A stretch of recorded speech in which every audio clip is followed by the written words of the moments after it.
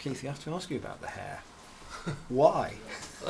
Why not? It's just something different. Just why not really? Just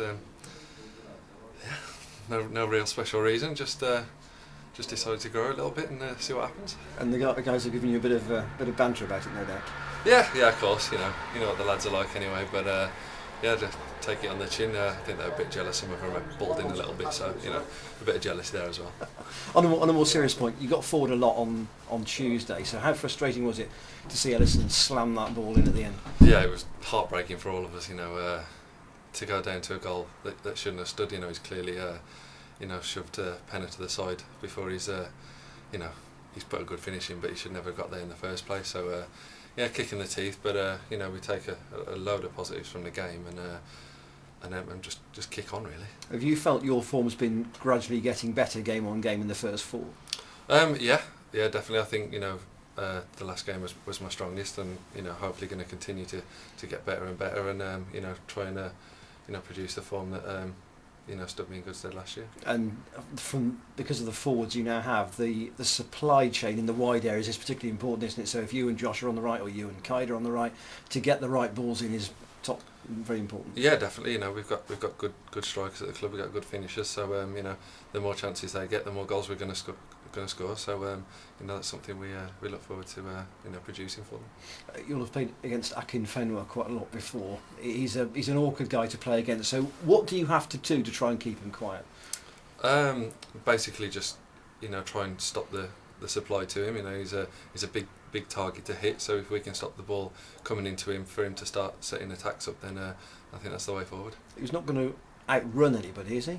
No, I don't think I've seen him run before. So no, he's not going to outrun anybody. We got enough pace at the back to deal with to anyone in this league, but especially him, I don't think we have to worry about that. But it's brute strength as far as he's concerned. He's very difficult to shake off. Oh yeah, he's a man mountain. He's massive. You can't get too close. You can't fight him because he will just he will just open his arms up and his body, and you can't get near the ball.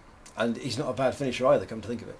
Yeah, he's very good, which is why people keep signing him despite his lack of pace. He's a very good player, and he's a very good job in this league. Do you sense it is going to be a more even division this year? I mean, there are lots of biggish clubs coming down. The table at the start is quite unpredictable.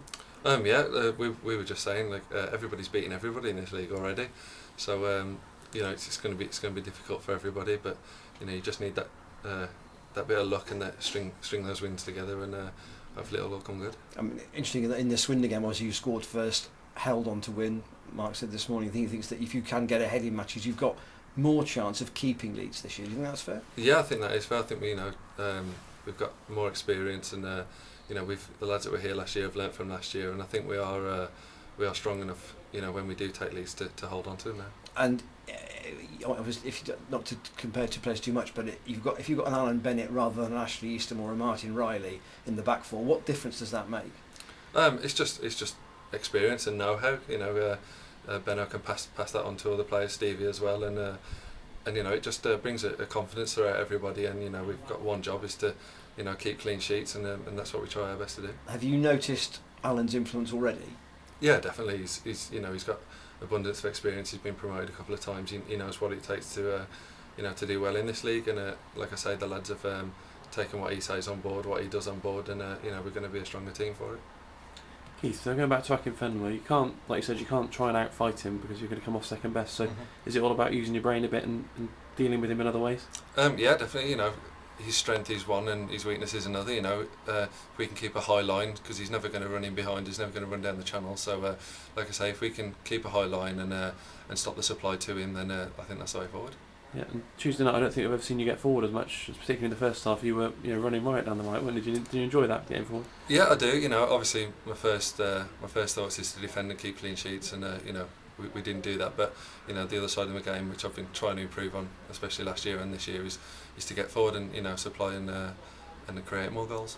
Yeah, and again showing decent quality on the ball, which people might not have thought of as when you played most of your games at centre back in the early days at Cheltenham, but decent sort of touch. And did you work a lot on that?